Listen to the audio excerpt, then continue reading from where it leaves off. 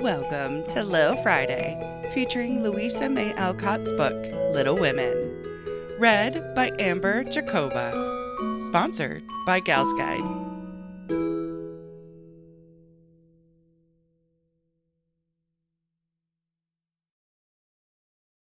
Chapter 42. All Alone. It was easy to promise self-abnegation when self was wrapped up in another, and heart and soul were purified by a sweet example. But when the helpful voice was silent, the daily lesson over, the beloved presence gone, and nothing remained but loneliness and grief, then Jo found her promise very hard to keep. How could she comfort father and mother when her own heart ached with a ceaseless longing for her sister? How could she make the house cheerful when all its light and warmth and beauty seemed to have deserted it when Beth left the old home for the new? And where in all the world could she find some useful, happy work to do that would take the place of the loving service which had been its own reward? She tried in a blind, hopeless way to do her duty, secretly rebelling against it all the while, for it seemed unjust that her few joys should be lessened, her burdens made heavier, and life get harder and harder as she toiled along. Some people seemed to get all sunshine, and some all shadow. It was not fair, for she tried more than Amy to be good, but never got any reward, only disappointment, trouble, and hard work.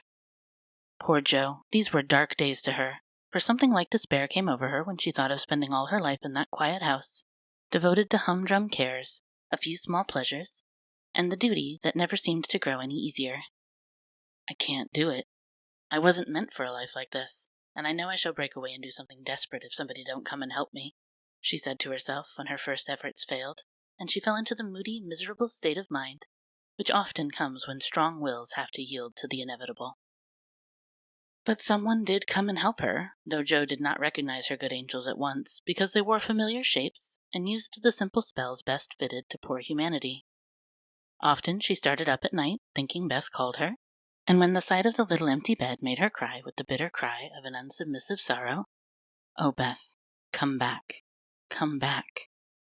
She did not stretch out her yearning arms in vain, for, as quick to hear her sobbing as she had been to hear her sister's faintest whisper, her mother came to comfort her, not with words only, but the patient tenderness that soothes by a touch, tears that were mute reminders of a greater grief than Jo's, and broken whispers, more eloquent than prayers, because hopeful resignation went hand in hand with natural sorrow.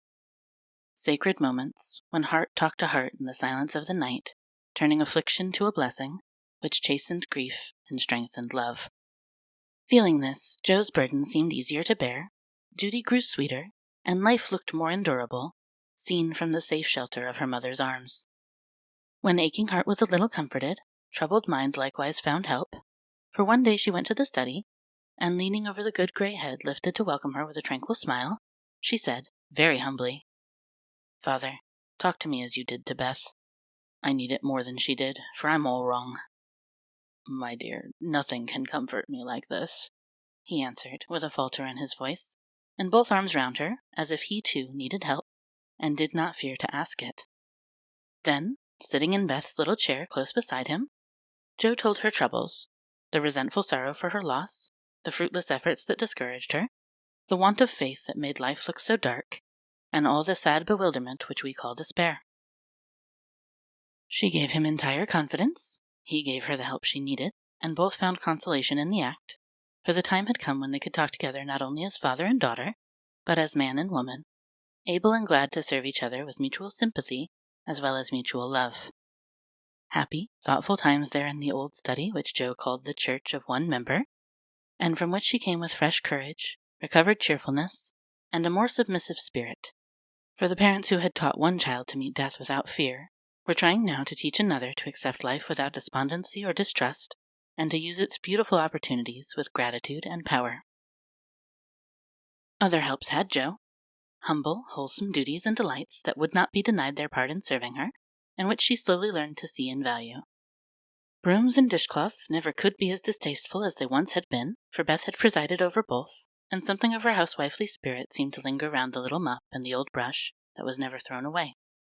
As she used them, Jo found herself humming the songs Beth used to hum, imitating Beth's orderly ways, and giving the little touches here and there that kept everything fresh and cozy, which was the first step towards making home happy, though she didn't know it, till Hannah said with an approving squeeze of the hand, "You thoughtful critter, you're determined we shan't miss that dear lamb if you can help it. I don't say much, but we see it, and the Lord'll bless you for it, see if you don't." As they sat sewing together, Jo discovered how much improved her sister Meg was, how well she could talk, how much she knew about good, womanly impulses, thoughts, and feelings, how happy she was in husband and children, and how much they were all doing for each other. "Marriage is an excellent thing after all. I wonder if I should blossom out half as well as you have if I tried it," said Jo, as she constructed a kite for Demi in the topsy-turvy nursery. "It's just what you need to bring out the tender, womanly half of your nature, Jo. You are like a chestnut burr, prickly outside but silky soft within, and a sweet kernel if one can only get at it. Love will make you show your heart some day, and then the rough burr will fall off." "Frost opens chestnut burrs, ma'am, and it takes a good shake to bring them down. Boys go nutting, and I don't care to be bagged by them," returned Jo, pacing away at the kite which no wind that blows would ever carry up, for Daisy had tied herself on as a bob. Meg laughed, for she was glad to see a glimmer of Jo's old spirit, but she felt it her duty to enforce her opinion by every argument in her power, and the sisterly chats were not wasted, especially as two of Meg's most effective arguments were the babies, whom Jo loved tenderly.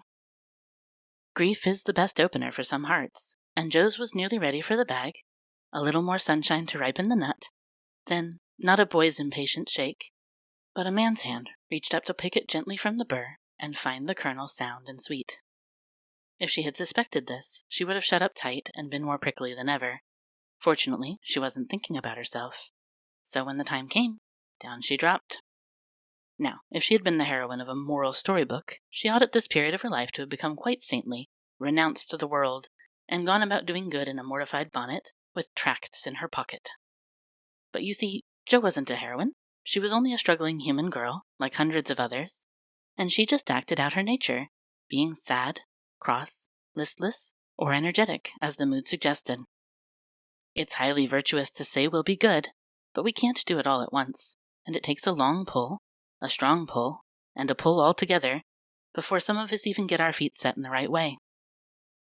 Jo had got so far, she was learning to do her duty, and to feel unhappy if she did not, but to do it cheerfully. Ah, that was another thing. She had often said she wanted to do something splendid, no matter how hard, and now she had her wish, for what could be more beautiful than to devote her life to father and mother, trying to make home as happy to them as they had to her? And if difficulties were necessary to increase the splendor of the effort, what could be harder for a restless, ambitious girl than to give up her own hopes, plans, and desires, and cheerfully live for others? Providence had taken her at her word. Here was the task. Not what she had expected, but better, because self had no part in it.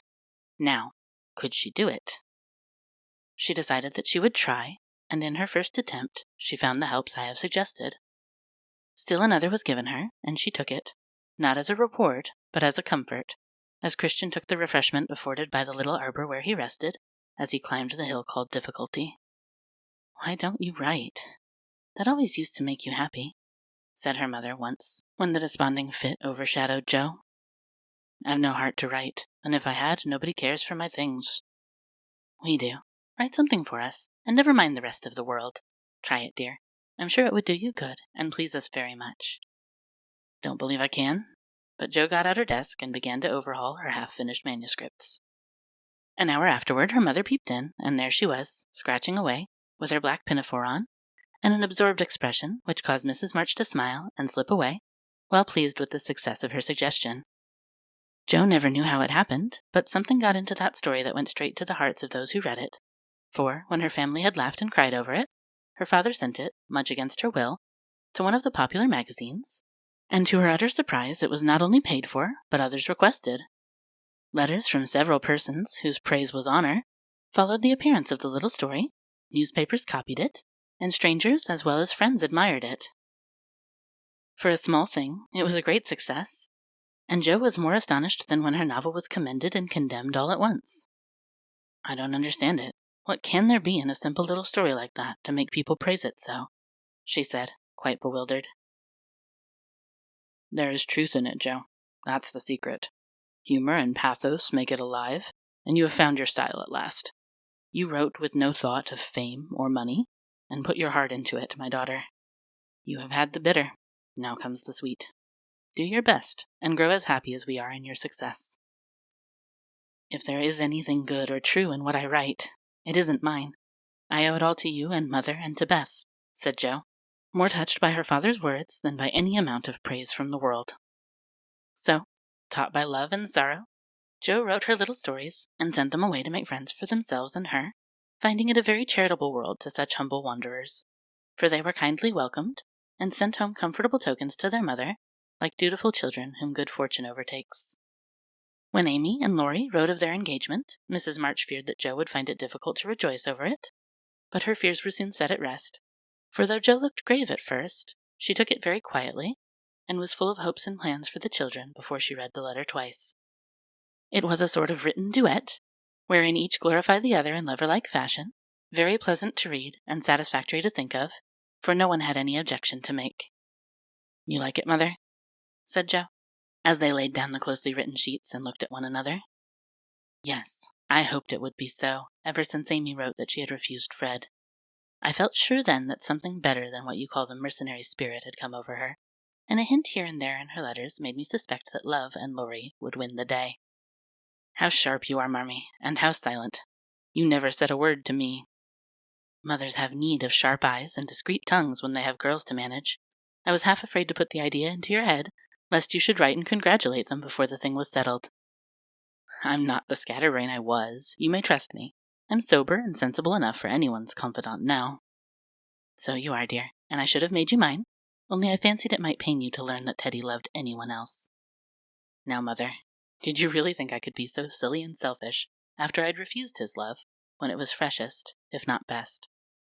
I knew you were sincere then, Jo, but lately I have thought that if he came back and asked again, you might, perhaps, feel like giving another answer.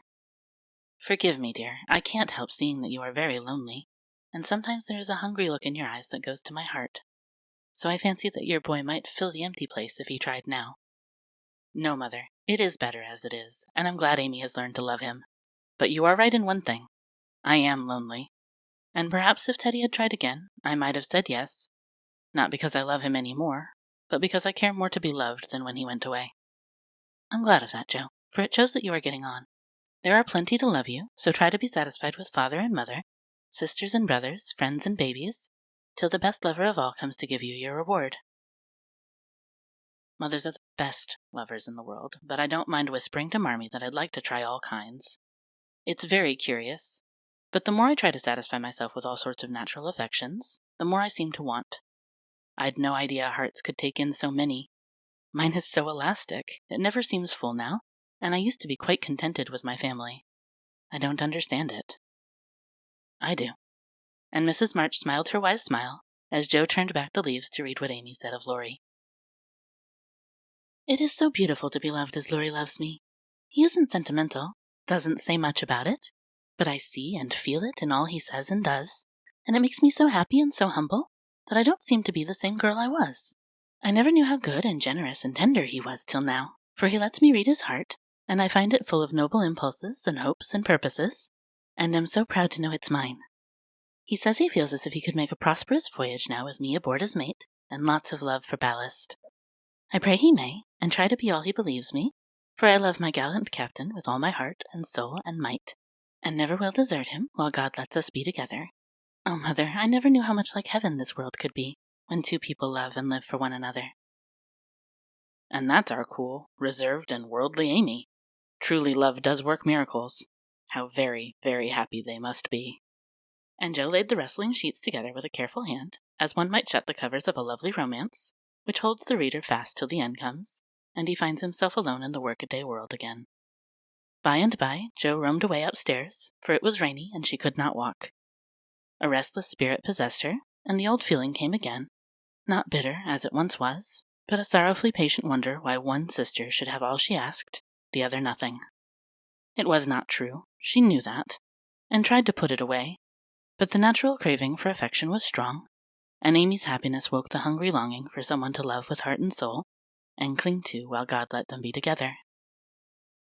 Up in the garret, where Jo's unquiet wanderings ended, stood 4 little wooden chests in a row, each marked with its owner's name, and each filled with relics of the childhood and girlhood ended now for all. Jo glanced into them, and when she came to her own, leaned her chin on the edge, and stared absently at the chaotic collection till a bundle of old exercise books caught her eye. She drew them out, turned them over, and relived that pleasant winter at kind Mrs. Kirk's. She had smiled at first, then she looked thoughtful, next sad, and when she came to a little message written in the professor's hand, her lips began to tremble, the books slid out of her lap, and she sat looking at the friendly words, as if they took a new meaning, and touched a tender spot in her heart.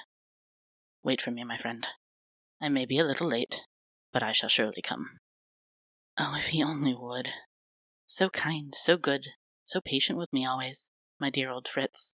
I didn't value him half enough when I had him, but now how I should love to see him, for everyone seems going away from me, and I'm all alone.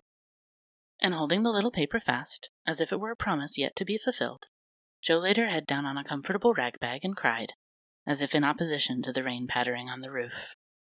Was it all self-pity, loneliness, or low spirits? Or was it the waking up of a sentiment which had bided its time as patiently as its inspirer? Who shall say?